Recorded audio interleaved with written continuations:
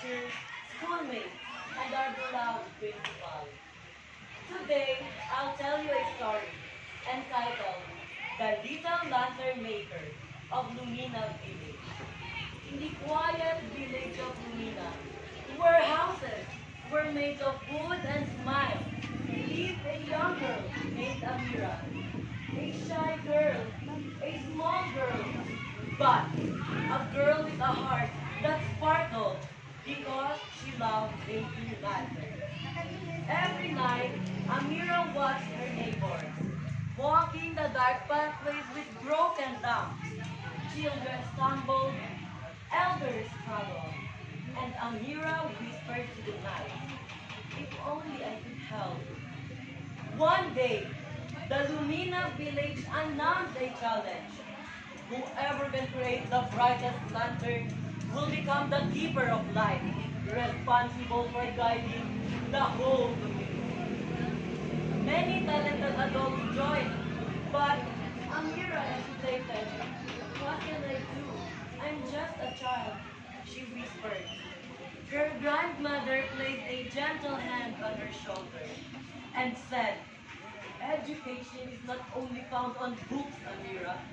It is found in every lesson your heart learns, every mistake, every try, every dream. If you want to help others, begin by believing you can. Those words lit something inside her. So, Amira studied. She read old scrolls about fire and air. She observed how flames died. She asked mentors how to shape bamboo frames. She practiced again and again, burning her finger once, twice, 5 times, but she never stopped.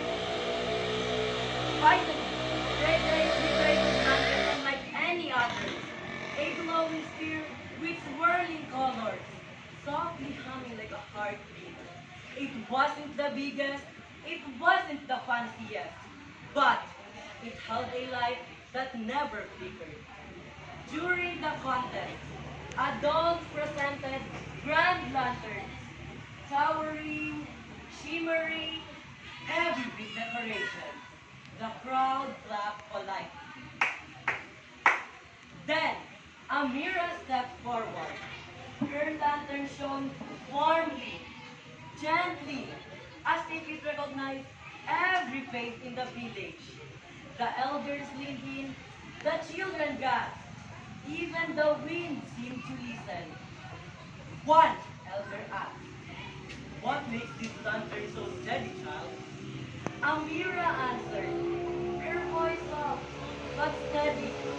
I made it from everything I learned, from the teaching of my mentors, from the stories of my ancestors, from the mistakes I made, and from the hope that knowledge becomes brighter when shared. The crowd nodded. And that night, under a sky sprinkled with stars, Amira was named Keeper of Light. But instead of celebrating alone, she invited everyone, old and young, to learn how to craft lanterns. Soon, the entire village shimmered with new light. Each lantern unique, each one shining, because someone chose to learn.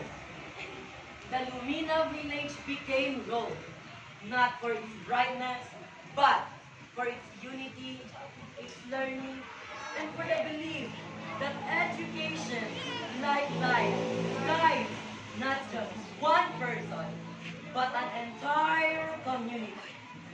The Little Lantern Maker of Lumina Village.